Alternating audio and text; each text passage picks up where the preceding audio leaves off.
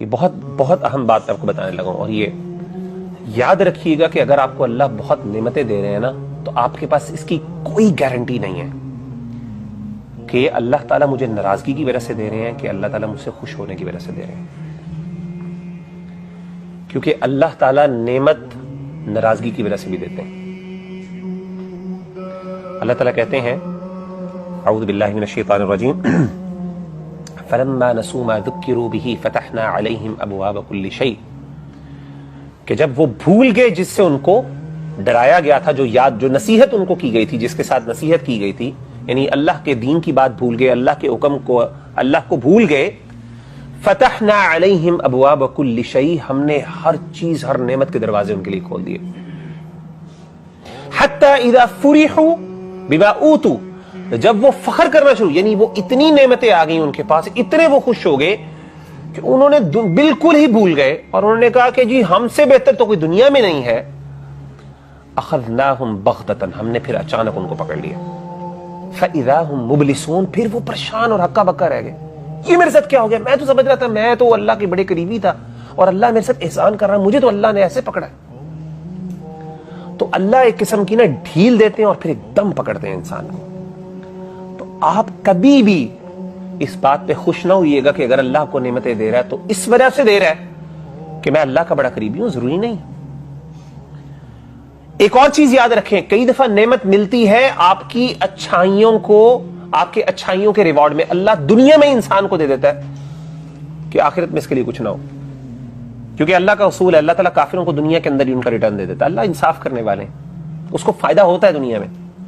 اسی لیے ہمارے جو صحابہ تھے رضوان اللہ علیہم اجمعین، وہ بڑے پریشان ہوا کرتے تھے۔ غالباً حضرت خباب بن ارت رضی اللہ تعالیٰ، انہوں بہت قربانیاں دی اسلام کے لیے، یہ وہ اوائل صحابہ میں سے ہیں، شروع کے صحابہ والے، یہ شروع کے صحابہ میں سے ہیں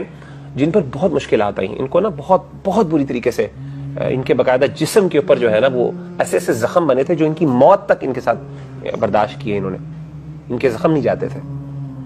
بار بار وہ زخم کھل جاتا تھا ان کا اینڈ تک، حالانکہ ان کو بعد میں اللہ تعالیٰ نے، اللہ کے رسول صلی اللہ علیہ وسلم کے بعد بڑے صحابہ فوت ہونے کے بعد بھی یہ زندہ رہے، بڑی دیر تک زندہ رہے، تو ہی یوز ٹو ہیو، یعنی وہ کرواتے تھے، میڈیکیشن لیتے رہتے تھے، ان کے زخم اتنی بری طریقے سے ان کو ٹارچر کیا گیا تھا۔ تو حضرت خباب بن ارت رضی اللہ تعالیٰ عنہ کے بارے میں مجھے یاد پڑتا ہے کہ آپ فرمایا کرتے تھے کہ مجھے ڈر لگتا ہے کہ اللہ تعالیٰ جو ہمیں اتنی آسائشیں اور اتنی نعمتیں اللہ نے ہمیں دے دی، کیونکہ آپ کو پتہ ہے کہ اسلام پھر نبی صلی اللہ علیہ وسلم کے بعد خلفائے راشدین کے دور میں اسلام کو اللہ نے بڑا مسلمانوں کے پاس مال آیا، مسلمانوں کو اللہ نے بہت کچھ عطا کیا، تو کہتے ہیں مجھے ڈر لگتا ہے کہ کہیں اللہ تعالیٰ ہمیں دنیا میں ہی ہماری نعمتوں کی جو ہے نا وہ ہماری محنتوں کی جزا نہ دینا شروع کر دیں، کیونکہ جو مشکل ترین ٹائمز تھے، جو سب سے بیسٹ ٹائمز تھے نا، وہ مشکل ترین ٹائمز تھے، مشکل ترین، جب نبی صلی اللہ علیہ وسلم تھے جو بیسٹ ٹائم تھا، نبی صلی اللہ علیہ وسلم کی رفاقت میں ہم نے فاقے کیے تھے، ہم نے برداشت کیے تھے، اور بڑے بڑے صحابہ دنیا سے رخصت ہو گئے اسی حالت میں، اب ہم جیسے رہ گئے پیچھے، یہ وہ کہہ رہے ہیں ہم جیسے پیچھے رہ گئے ہیں اور ہمیں اتنی نعمتیں مل رہی ہیں، مجھے تو ڈر لگ رہا ہے کہ شاید اللہ تعالیٰ نے ہمیں اس لیے رکھا کہ ان کو میں دنیا میں ہی سب کچھ دے دوں تاکہ آخرت میں ان کے لیے کچھ نہ ہو۔ تو اسی لیے اگر اللہ کی نعمتیں آپ کے اوپر بہت زیادہ آ رہی ہیں، you consider yourself to be blessed and you consider yourself to be more، یعنی بہت آپ سمجھتے ہیں کہ میں یہ نا خوش نہ ہوں،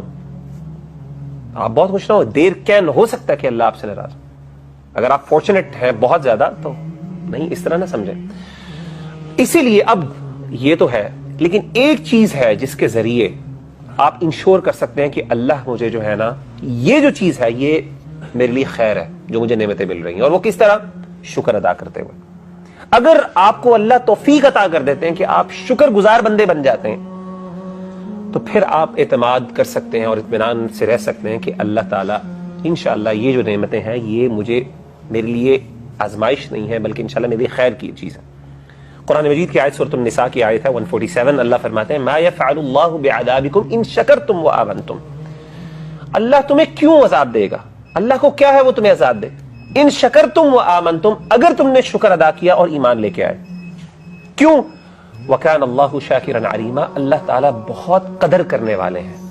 اللہ بھی شاکر ہیں۔ شکر کرنا یعنی شکر کا مطلب یہ کہ اللہ بہت قدر کرتے ہیں، انسان تھوڑی سی ایفرٹ کرتے ہیں، اللہ اس کو ایکنالج کرتے ہیں۔ تو اگر آپ شکر کر رہے ہیں اور آپ کا ایمان ہے، ایمان آپ کے اندر موجود ہے اور آپ اللہ کی نعمتوں پر شکر گزار ہے، ہر نعمت پہ آپ کے دل سے اللہ کا شکریہ نکلتا ہے اور آپ عملی طور پہ اللہ کے لیے یعنی مزید کوشش کرتے ہیں کہ میں اپنے رب کو راضی کروں، تو آپ کو خوش ہونا چاہیے کہ انشاءاللہ اللہ تعالیٰ آپ کو اس کے لیے اس کو آپ کے لیے خیر کا باعث بنائیں گے۔ اسی لیے امام قتادہ رحمہ اللہ اسی آیت کی تفسیر میں بیان فرماتے ہیں، تفسیر طبری بڑی مشہور تفسیر ہے، اس میں فرماتے ہیں ان اللہ جل ثناؤہ لا يعذب شاکرا ولا مؤمنا۔ اس آیت سے پتہ چلتا ہے کہ اللہ تعالیٰ کبھی بھی شکر گزار اور مومن بندے کو عذاب نہیں دیتے۔ دوسرا اس کا بینیفٹ سب سے بڑا یہ ہے کہ اللہ آپ کی نعمتوں کو مزید بڑھا دیتے ہیں، جیسا کہ آپ نے بہت مشہور یہ آیت سنی ہے سورہ ابراہیم کی، وَإِسْتَأَذَّنَ رَبُّكُمْ لَإِن شَكَرْتُمْ لَأَزِيدَنَّكُمْ،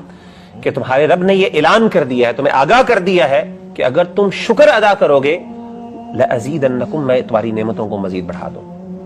تو جہاں پہ آپ دیکھیں کہ آپ کی نعمتیں بڑھنا شروع ہو گئی اور آپ کو ڈر ہے کہ یہ نعمتیں اللہ مجھ سے لے نہ لے، کیا کریں؟ شکر کی تسبیح بیان کرنا، شکر میں بڑھ جائیں آگے، تسبیح سے مراد یہ ہے شکر میں آگے بڑھیں آگے۔